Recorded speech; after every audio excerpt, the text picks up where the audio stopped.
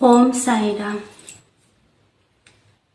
मैं बचपन से ही भगवान के प्रति आस्था विश्वास रखते आई हूँ, उनकी सेवा करते आई हूँ। और 2009 में मैं गई थी बाबा धाम। तो वहाँ से मैंने एक बुक मुझे मिली जिस पर लिखा हुआ था ओम साई राम। मैंने इस बुक को लिया नहीं और मैं कुछ दूरी पर जाके एक जगह बैठ गई बाबा धाम में। पूजा पाठ हो गई थी, शाम का वक्त था। फिर मेरा मन अंदर ही अंदर बेचैन कर रहा था कि उस बुक को जाके मैं फिर से देखूं। और फिर मैं कुछ देर के बाद उस बुक के पास गई, बुक को लेकर के मैं देखने लगी, पढ़ने लगी। मेरा अंदर से कह रहा था कि मुझे साथ ले चलो, मुझे साथ ले चलो। तो फर्स्ट टाइम मैंने उस बुक को देखा था, उस पर लिखा था ओम साई राम और साईं बाबा की फोटो लगी हुई थी। मैंने सोचा ये कौन से भगवान हैं, मुझे पता नहीं। फिर मैंने उस बुक को दुकानदार से पूछा कितने इसके प्राइस है। उसने बोले 10 रुपीज़। तो मैंने 10 रुपीज़ दे करके वो बुक ले आई। उस वक्त मैं स्कूल में प्राइवेट जॉब करती थी।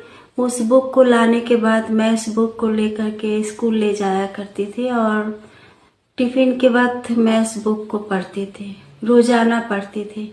और उसके बाद फिर एक दिन अचानक मुझे सपने मिले और सपने मिलने के बाद मैंने सोचा नहीं, मैं साईं बाबा का बृहस्पतिवार को मैं मीठा खाकर फास्टिंग रख के इनकी पूजा करूँगी। और फिर मैंने संकल्प लेकर के उनका 9 गुरुवार की सेवा की। करने के बाद उद्यापन भी किया।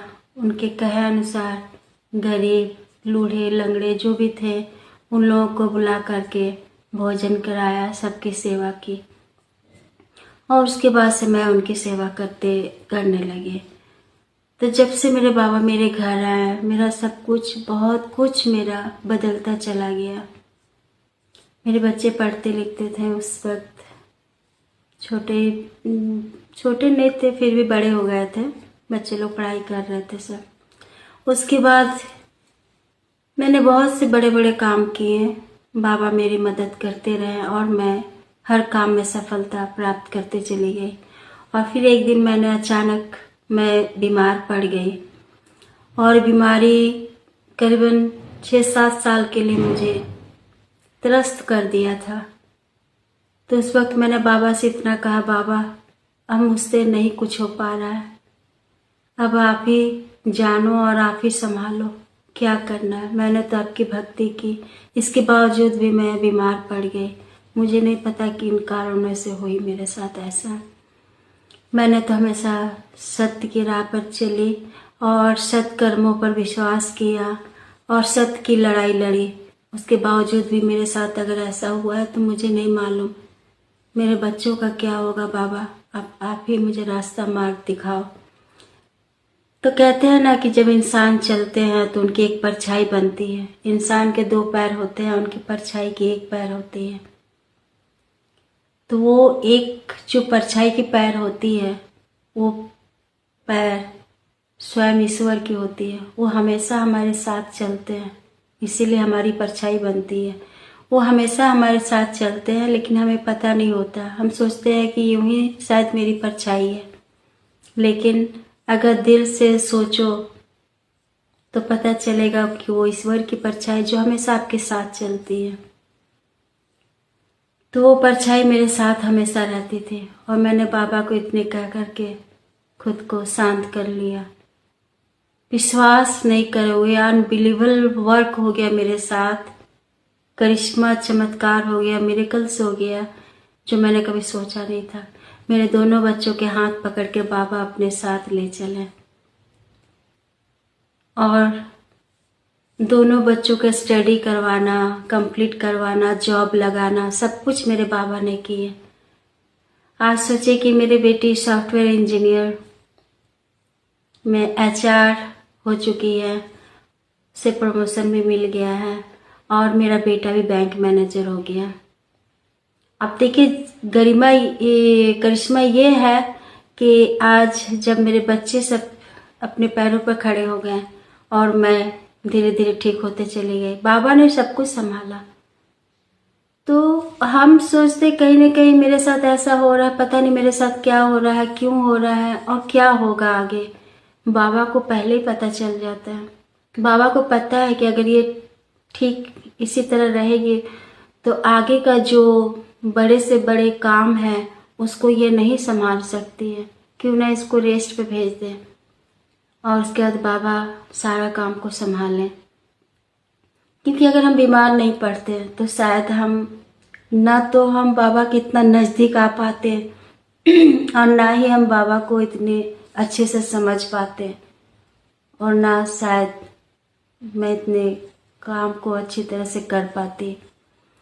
सो गाइस, मेरा यही कहना है। और भी बहुत सारे बड़े बड़े करिश्मा हुए हैं मेरे साथ, तो मैं बाद के वीडियो में बताऊंगी।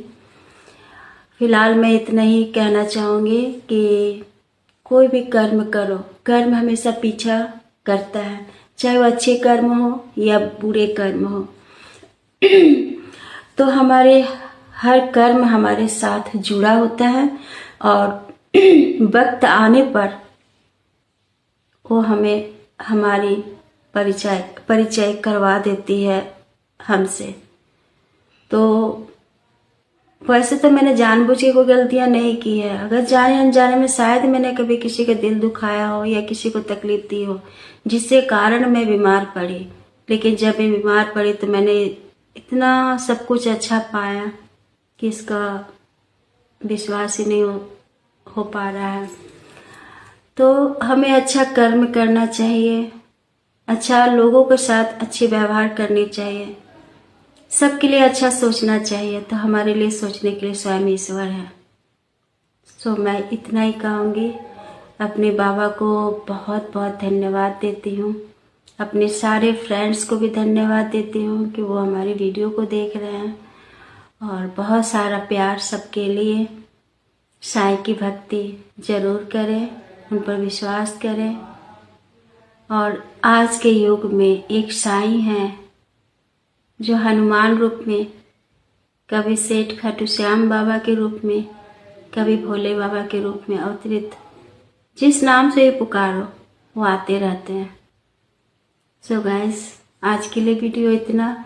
मेरा बस आप लोग से इतना ही अनुरोध है कि अगर मेरी वीडियो अच्छी लगती है तो प्लीज़ लाइक करें, नहीं अच्छी लगती है तो डिसलाइक भी कर सकते हो, कमेंट भी कर सकते हो, इससे मुझे अच्छा लगेगा। Okay, thank you guys, bye.